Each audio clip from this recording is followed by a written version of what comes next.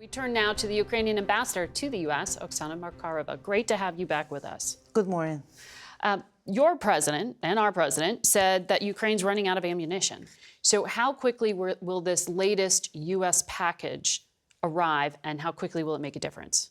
Well, first of all, let me say how grateful we are to President Biden and to everyone for making this decision to provide us with this munition. I know everyone is discussing how difficult it was and sometimes even call it controversial, but there is nothing controversial about it. We are fighting on our territory, brutal enemy. There is nothing worse than tortures, rapes, and everything that Russians do on the territories they occupy, and we need to liberate as quick as possible. So we are really grateful that in times when we do need increased numbers of munitions to support our counteroffensive, that U.S. made the decision, and we really hope we will see it very quickly on the battlefield. So these cluster munitions drop bomblets, and sometimes those bomblets don't explode right away, and years later they can be a danger. I've met victims who've been blinded and maimed in places where the U.S. dropped these decades ago. So when the White House says that Ukraine has made assurances on how it will use these, how do you do this and assure that civilians won't be hurt? Well, first of all, let's remind where we start with. Ukraine is the most mined country now already. Russians mined everywhere. The unexploded ordnance is everywhere. So we're doing a lot of demining. And U.S., by the way, is helping us a lot in demining already now. With regard to these munitions that we will be getting from the U.S., first, they are of a much higher quality, so to start with. And second, as responsible as we are with all other American-supplied or European-supplied munitions, we are controlling it. We have a very responsible ways. We use the NATO type of log-fast system to record every unit that we have, where it is. Mm-hmm. We will use the same type of approach to this. We will know where we use it, how we used it. And of course, you know, every time we liberate our territories, deminers are the first people that go there, try to make sure that the area is safe. So we will do exactly the same. And I imagine Russia uses these on civilian areas. I have to imagine Ukraine has pledged not to do that and only to use them on soldiers. Oh my God, they use this and phosphor and everything else specifically on civilian areas and destroying civilian areas. And that's we will not use it in civilian populated areas. That's the war crime aspect that Russia has been criticized for on this. When you heard President Biden say Ukraine's not ready for NATO membership, what did you think? We are getting ready for NATO membership. We know and we're doing very difficult reforms, even as we fight for it. What we're definitely ready for is for invitation.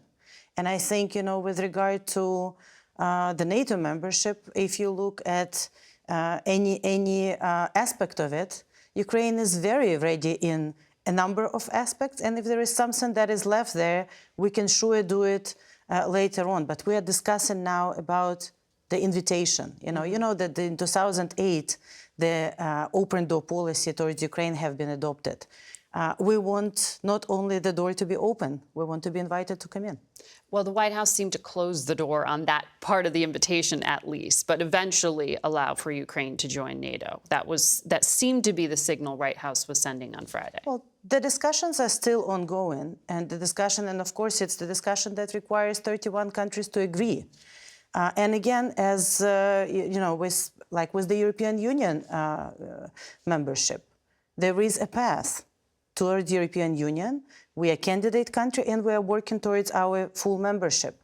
Similar approach we take with NATO. We want to be in NATO. The majority of Ukrainians support Ukraine in NATO. This is in our constitution. And we have done the majority of reforms already to be NATO eligible. We are ready to continue on that path, and we would like to see that our friends in NATO are together with us on this path.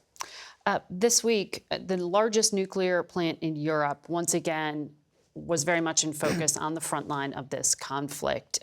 Your president says Ukraine has intelligence showing that Russia will try to blow it up, that it has mined the area. The UN watchdog says they've only been able to search parts of the area. So far, it looks okay, but there are two key reactors they want access to. What is the level of risk right now?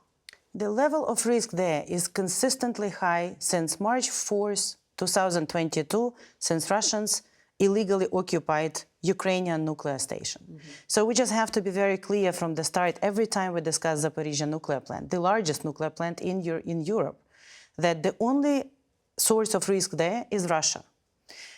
You add to that Russia's absolutely irresponsible withdrawal or suspension of the New START treaty, their decision to deploy the tactical nuclear weapons in Belarus, and it's clear that we are dealing with a nuclear terrorist. Now, look at Chernobyl station, which they also grabbed since they invaded us in February 22. As soon as Russians are out of there, there is no risk. Similar here, we all have to work together to get them out. Because again, let me remind you about the Kakhovka Dam destruction, which Russians did, knowing how devastating it will be.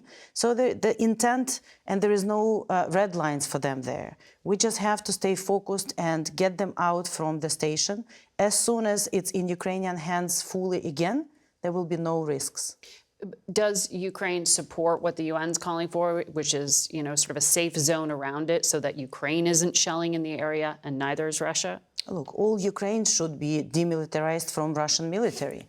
So we have to get them out from everywhere in Ukraine, not to allow them, create some safe zones for them inside Ukraine. We are very responsible, as you have seen during all this period, towards the Zaporizhzhia nuclear station. But the only answer to that problem is no Russians there.